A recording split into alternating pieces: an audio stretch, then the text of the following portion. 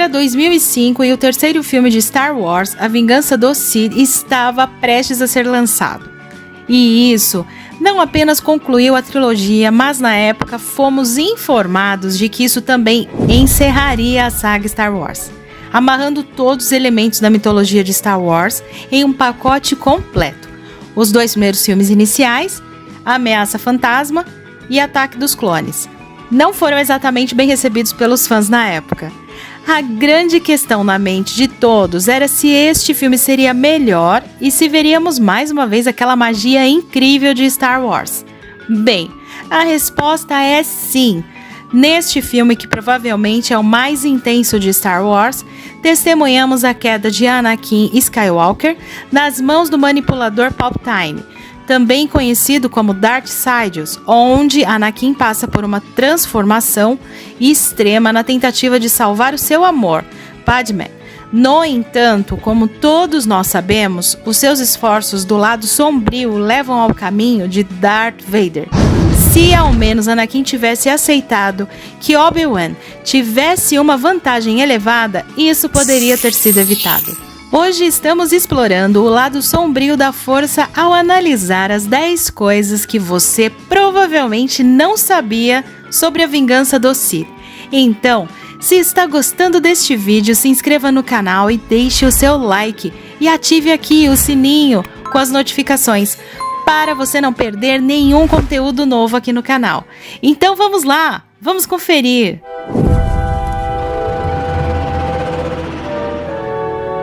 Número 10. A evolução da história remonta à novelização de O Retorno de Jedi. Uma das coisas que certamente esteve na minha mente, na sua mente e na mente de todos os fãs da trilogia original de Star Wars é o que exatamente aconteceu com Anakin Skywalker, para deixá-lo preso naquela ameaçadora roupa de suporte de vida de Darth Vader, como o vemos sem máscara em O Retorno de Jedi. Lá, também podemos ver que ele foi terrivelmente desfigurado, mas nunca nos foi dada uma explicação. Bem, finalmente vemos essa transformação física em A Vingança do Sith, onde Anakin não deu ouvidos às ameaças de Obi-Wan Kenobi de que ele estava em vantagem elevada. Assim, após um duelo de sabres de luz com Kenobi, o corpo de Anakin é horrivelmente queimado pela lava. As origens desse destino sombrio podem ser vistas em O Retorno de Jedi, de 1983, onde Obi-Wan explica a Luke Skywalker que após um duelo com Anakin, o corpo de Anakin foi terrivelmente queimado e destruído pela lava derretida. Este diálogo não chegou ao filme, mas, no entanto, os fãs finalmente obtiveram as respostas graças a essa cena mencionada. E assim, A Vingança do Sith, 22 anos depois, cumpriu essa promessa. Número 9. O desenvolvimento da sedução do lado sombrio. Dizem que mesmo antes do segundo filme, Ataque dos Clones, George Lucas não perdeu tempo e começou a trabalhar em A Vingança do Sith para concluir sua nova trilogia. Uma das mecânicas mais complexas dessa história é a eventual transformação de Anakin para o lado sombrio, onde ele abandona seus modos de Jedi e se torna Darth Vader. Embora tenha sido feita algumas mudanças para que a transição fosse mais fluente, ainda assim no início do filme, após o rastreamento no espaço, deveria haver uma montagem épica das Guerras Clônicas, com 7 batalhas diferentes em 7 planetas diferentes, para mostrar a verdadeira devastação das Guerras Clônicas. Isso foi alterado para mostrar Obi-Wan e Anakin resgatando Palpatine de Conde Dooku e do General Grievous, resultando no assassinato de Dooku, desarmado a pedido de Palpatine. Isso mostra desde o início que Anakin já estava se voltando para o lado sombrio e que Palpatine é facilmente capaz de manipulá-lo. Além disso, depois que o filme foi concluído, George Lucas quis refilmar algumas cenas, pois na versão original um fator importante para a virada de Anakin para o lado sombrio era a crença de que os Jedi estavam tentando tomar o controle da República e derrubá-la.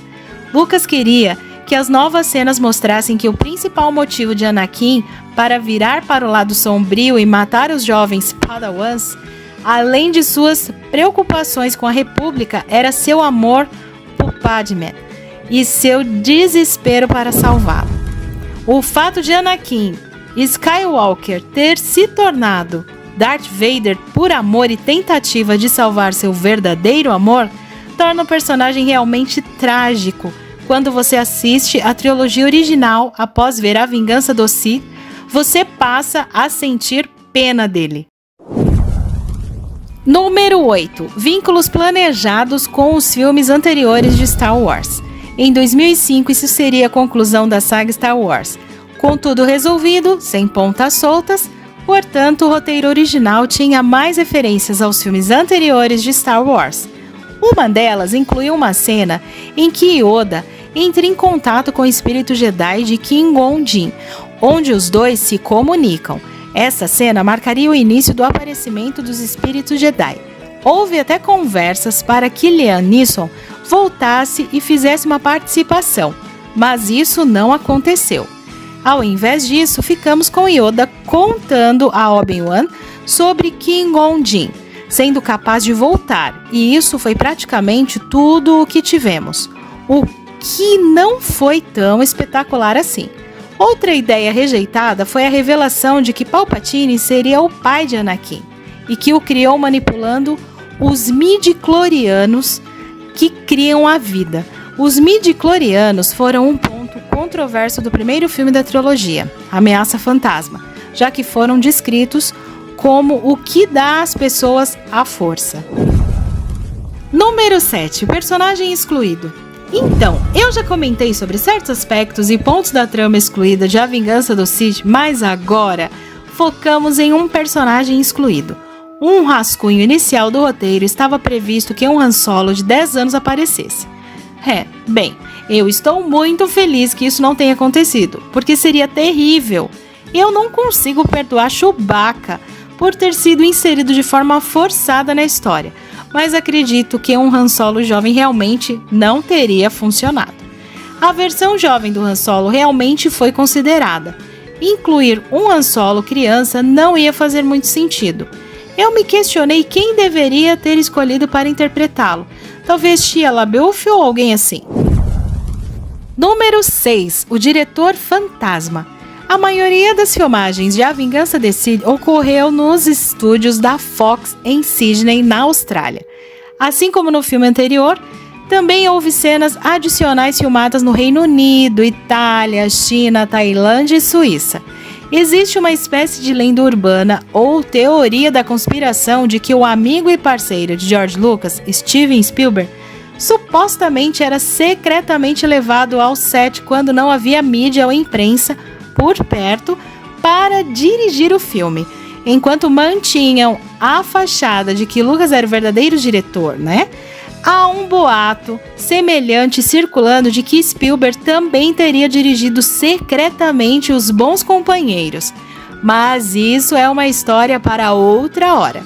Embora a maior parte das especulações ou boatos parece que Spielberg esteve envolvido de alguma forma, já que até a Wikipedia afirma que ele foi chamado como diretor convidado para ajudar com algumas cenas, segunda unidade, como a batalha de sabres de luz entre Obi-Wan e Anakin, além de supervisionar algumas outras partes. Isso mostra que Spielberg realmente esteve envolvido na produção de A Vingança do Sith, de alguma forma. Você nunca saberá, mas talvez Spielberg esteja dirigindo este vídeo agora. Ah, pessoal, brincadeira. Número 5. Um vulcão de verdade ajudou nas filmagens. Dá pra acreditar? Pois é. Sem dúvida, as cenas no planeta Mustafar são bastante intensas, já que o planeta parece um reino infernal cheio de fogo e vulcões. Alguns de vocês podem estar pensando: bem, sim, parece bom, mas vamos ser honestos, é tudo apenas CGI. Bem, nem tanto. Um aquecimento ativo real foi usado para filmar algumas dessas cenas. Enquanto A Vingança do Sith estava sendo filmada, um vulcão lá na Itália chamado Monte Etna entrou em erupção. Então, as equipes de câmera de A Vingança do Sith voaram literalmente para o local para filmar de vários ângulos do calor ativo e inserir nas filmagens em algumas das cenas de fundo em Mustafá. George Lucas recebe muitas críticas por não ser muito proativo, muitas vezes sentado e tomando lá o seu café bem tranquilo. No entanto, a equipe estava definitivamente envolvida. Falando em filmagem, a última cena em que Darth Vader e o General Tarkin estão no Destruidor Estelar observando a construção da Estrela da Morte foi, na verdade, a primeira cena do filme que foi filmada. Foi filmado durante as filmagens de O Ataque dos Clones, lá no ano de 2000, 5 anos antes do lançamento de A Vingança do Sith. Provavelmente deveríamos ter feito mais do General Tarkin em A Vingança do Sith. Afinal, ele é um personagem importantíssimo na história, mas ele aparece meio que do nada no final. Por que Palpatine o escolheu? Qual é a conexão deles? Fica essa dúvida. Número 4. O Homem com a Máscara de Fibra de Vidro. Finalmente chegamos à revelação de Darth Vader em sua trajetória. E embora o retorno de Darth Vader à tela grande tenha recebido muitas críticas de seu famoso "não", ainda foi incrível vê-lo de volta à tela. Eu nunca tive a oportunidade de ver a trilogia original nos cinemas, pois eu era muito jovem naquela época. Na verdade, eu nem tinha nascido quando o primeiro filme foi lançado. Para trazer Darth Vader de volta à vida, eles inicialmente planejaram usar um dublê, ou seja, uma pessoa alta, para interpretar Darth no traje. No entanto, Hayden Christensen, o ator que interpretou Anakin, realmente queria interpretar Vader no traje e implorou a Lucas para usar o traje. O novo traje de Darth Vader teve que ser feito sob medida para Christensen, incluindo solas mais altas para fazê-lo parecer mais alto, como resultado que o ator tinha realmente através da abertura da boca do capacete.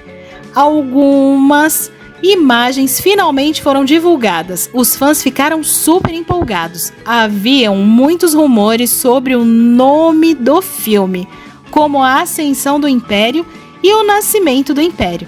E finalmente o site oficial de Star Wars revelou o nome do novo filme, que era A Vingança do Sith. Número 3. Atores em A Vingança do Sith.